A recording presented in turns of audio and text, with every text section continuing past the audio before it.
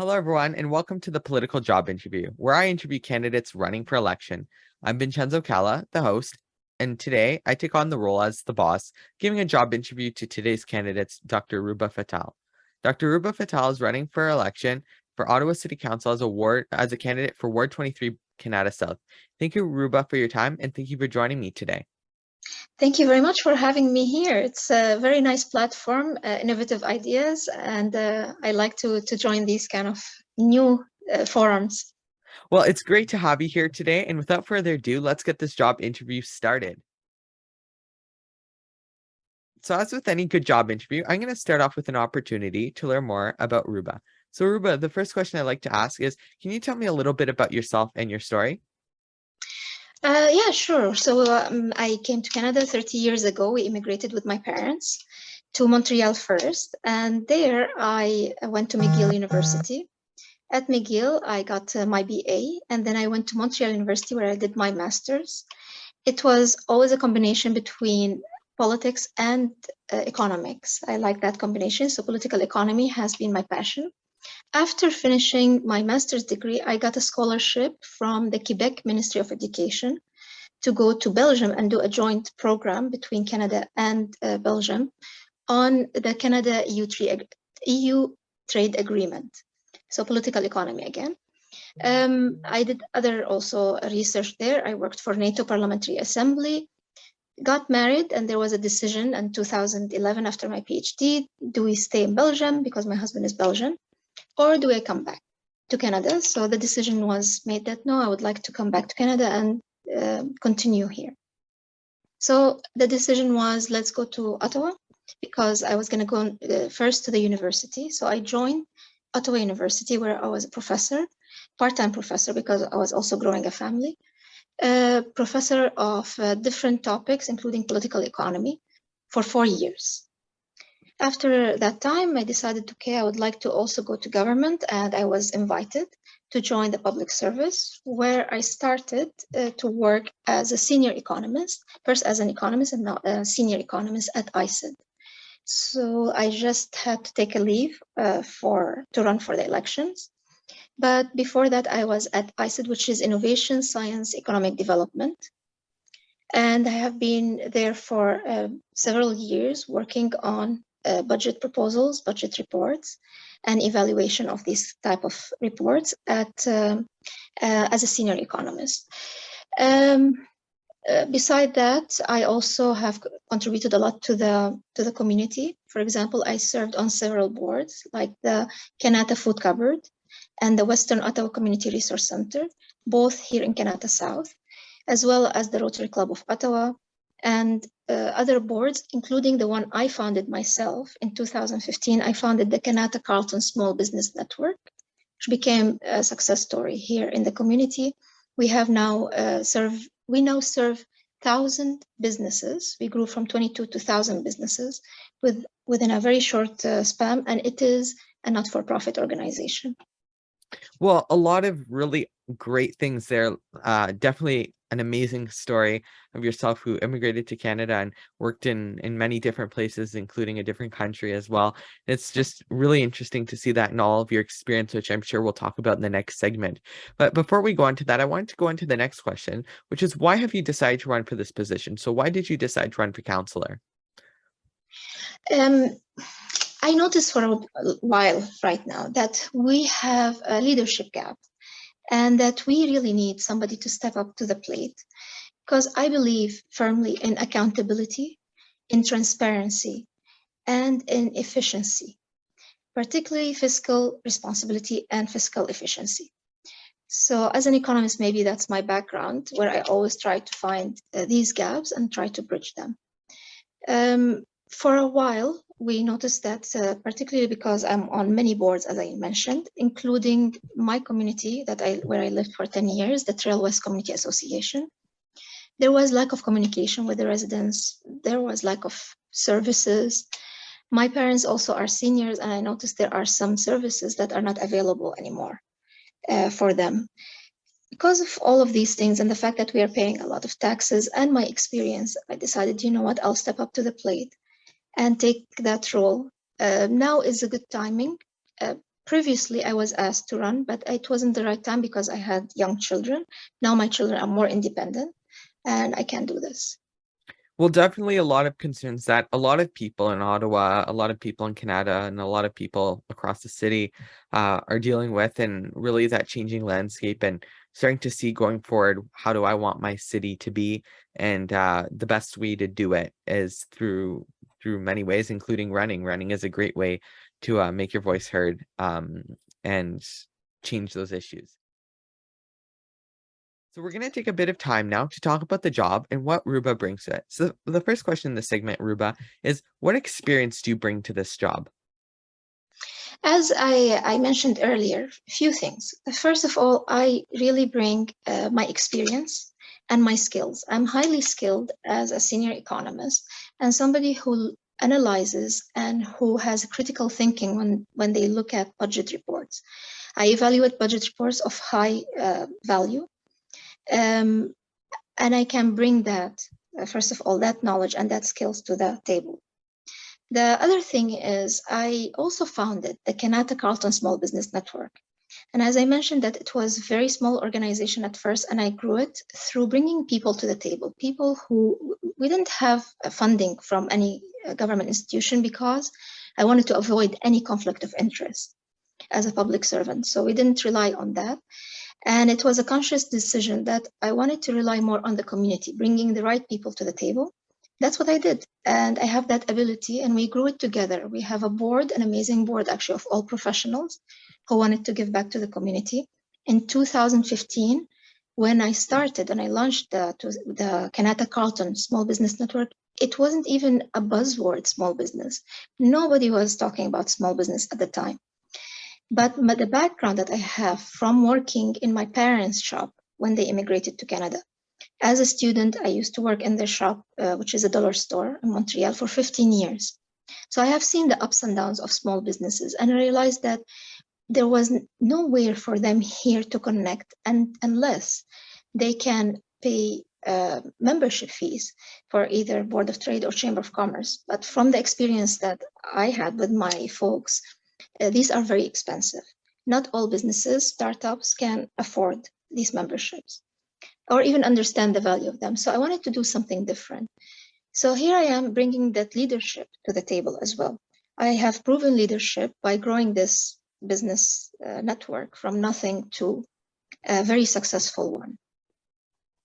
I got awarded, in fact, for it. In 2020, I was inducted to the Order of Ottawa, not only for my community service, whether it's settling of refugees, and right now I'm working with Ukrainian refugees. So I work with the Syrian, then the Afghan, and now with the Ukrainians, but also for my leadership on the business front as well. Well, definitely a lot there, and I wanted to continue on with that now, where you've already sort of talked about a bit of the accomplishments and experiences you've had. I want to ask you, what sets you apart from all of the other candidates? Definitely my experience in the economic field. That is an asset. It's an asset particularly for Ottawa, which is wherever I knock doors, every door I knock, they tell me, the folks at the door, we need more accountability. We need fiscal responsibility and we need efficiencies. And that's what I do. This is like my daily task. This is my bread and butter, really, bringing these efficiencies and accountabilities to taxpayers. So I have that. And what sets me also apart is my vision for the future and how I see it. I'm not just saying I want to see Ottawa succeed and I want to see our services improve, but I have also a plan to do that, how to make that happen. And that sets me, I think, apart because I'm fiscally responsible, centrist in my views, and I know what needs to be done to get the job. So part of serving as an elected official is serving the people who elect you. So here are a few questions about how Ruba wants to serve the people. So the first question is, what is something that the people you would like to serve need that you would like to get done if elected? Okay, here as a suburban, we are in Kanata South. It's a suburban neighborhood. Sometimes it's different, like the needs is not exactly the same across the Ottawa city. For example, if you look at the rural area is a bit different from suburban needs, it's different from the center. And what folks are telling me here, we need better services. And what they mean by that is, for example, traffic is the biggest issue on their mind. We have safety and traffic issues, whether it's infrastructure or whether it is speed. So I'm looking at solutions, and I'm also talking to lots of folks to understand what can be done. From anecdotal evidence, where I went to several streets where they have some what they call traffic calming measures that's supposed to calm traffic, it's actually not effective.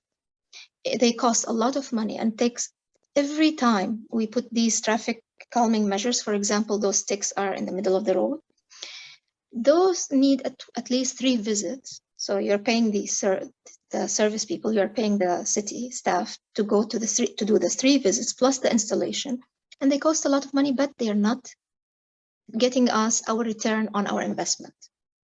Why the speeding is happening? I have seen it on many streets here. Myself, I really was worried to be run over on a street that has this calming measures. So we have to think a bit creatively and out of the box, or sometimes traditionally. For example, many are telling me, where are the police? We used to have a unit, traffic policing unit, and we don't have that anymore. Where are the cameras? We need more cameras in school zones. Perhaps we need more of these bumps, although those are a bit problematic in the winter, because we have to realize, like, we live in a winter climate, and for the snow removal, it's a little bit challenging. So this is just one inefficiency, for example, we're noting. The other one is buses. Lots of ghost buses, double-deckers, running around during the day, not only at night, but during the day, empty, completely empty. And I'm talking to bus drivers, and they're saying, well, we don't like the scheduling, how it is done, and we are not consulted on the scheduling. And this is another inefficiency. So some of the things, for example, seniors. My folks I mentioned are seniors, and I had a lot of issues with paratransport. And 90 years old and 80 years old that cannot call because they are hard of hearing. So for accessibility, this is another issue. Hard of hearing, and they can't see, so they can't use their car. We rely on paratransport.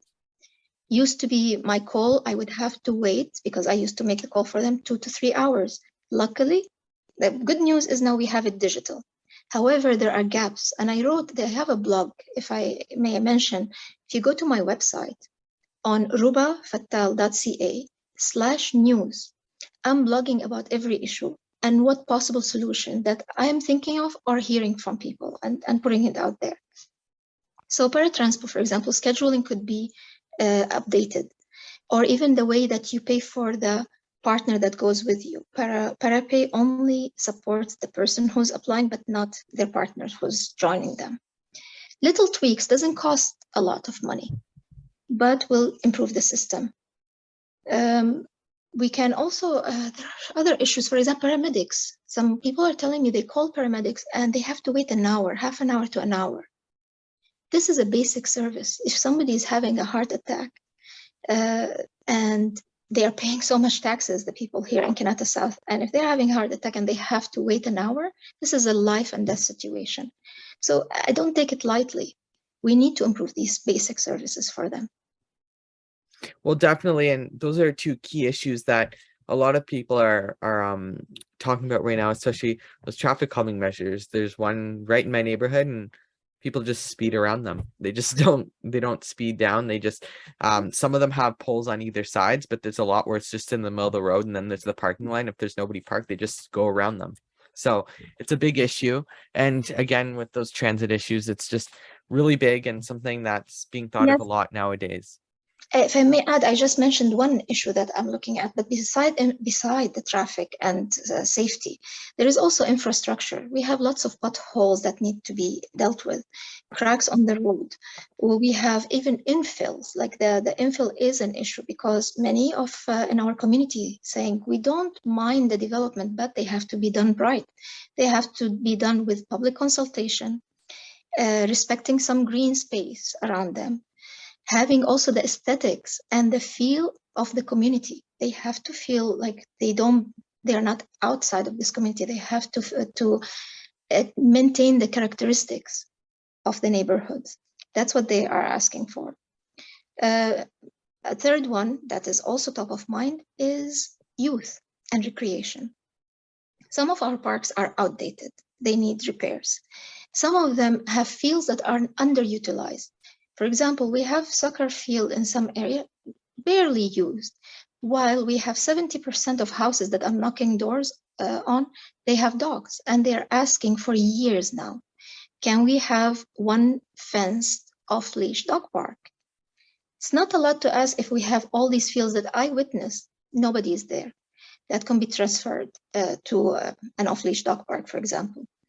Youth, nothing to do if you are between the age of 12 and 18. Neglected segment. I mean, if you are into hockey, and we have lots of hockey families here, of course, we love the game. It's a Canadian game. But if you are of other origin, or if you are not a hockey family, if you are in basketball, if you are in volleyball, the choices are limited. If you want to do swimming, also limited choices. I mean, as a mother of 3 children who learned how to swim at City of Ottawa facilities, it is incredibly difficult to register them. We have to wait, all of us, all the parents in Kanata South, or across actually the whole city, they wait online for 9 p.m. And at 9 p.m., we're all trying to get there to register our kids to swim. There are solutions around this. I have ideas around this. And my ideas, some of them came also from residents who told me we can divide the registration over different time for each level. So there is not a lot of traffic on the digital system. So these are a few things. Also, cybersecurity and digital is top of my mind. I work in the government in this field in AI, cybersecurity, and quantum skill development and retention. So I have that background in digital that I can also bring to the table. We can, by digitalizing the system while keeping some non-digital options for either for accessibility or for seniors, but we can also increase efficiency in the government. Well, definitely, and I'm not going to spend too much longer on that, but definitely a lot of ideas and a lot of things that people do talk about, and I hear people talking about as well, especially with swimming lessons and so much more. But finally, I wanted to go into the last question now, and you've already touched on this, so maybe just talk about one. So, what is one accomplishment that you have achieved that demonstrates why you would be a good elected official if the people choose you? I'm very proud, of course, of the Kanata Carlton Small Business Network. First of all, it was run very efficiently. It grew organically. It requires lots of consultation with the people to understand what their need is. And it became a model that other areas, because they came to me at some point and they say, can you expand it? We first started Trail West Business Network, and from Trail West became Kanata. From Kanata became Kanata Carlton, and there was a point where they came and asked me to make it Ottawa Small Business Network. I said, I believe in local, I actually believe that we can solve global issues with local solutions. I'm very local oriented because managing something locally is much easier. And the people know what solution works best for them. You cannot have one size fit all across the city of Ottawa because we are very diverse and it's a big city. So that's why I decided to help other areas, whether it's Stittsville, whether it's Nepean, Barrhaven. They all now have their business networks. And many of them started by coming and consulting with me. How did I do mine? And they started to adopt the model that I had. Well, definitely really important, and like you said earlier in the show, how you were doing this before small business was a buzzword, and I always, it's not good that small business has become a buzzword because people have had small businesses for years, small businesses since the beginning of time, even the medieval days, the local blacksmith, the local shoemaker, those sorts of things, all small businesses in essence, and it's just so important, especially over the past couple of years, there's been this support small business campaign that have been impacted by And you the were there and ready for that. That's the nice thing, because we had the platform, we had the network, we had the people. All I had to do is to pivot, to help them bring speakers and experts to help them to pivot to the digital world. So thank you, Ruba, so much for joining me today. It was great having you, and I'm sure the viewers have enjoyed hearing what you have to offer to them. Election day is on October 24th, 2022, and if you liked hearing what Rouba had to say and live in Ward 23, Kanata South, you have the opportunity to vote for her on Election Day. Check with your local election officials for more details. To stay updated, make sure to follow me on Twitter, Instagram, and TikTok at VC Production 25. Check out my website, VincenzoCalla.com. Make sure to like, subscribe, and choose to get notifications here on YouTube. The political job interview is VCalla Productions. Until the next video, I'm Vincenzo Calla, signing out.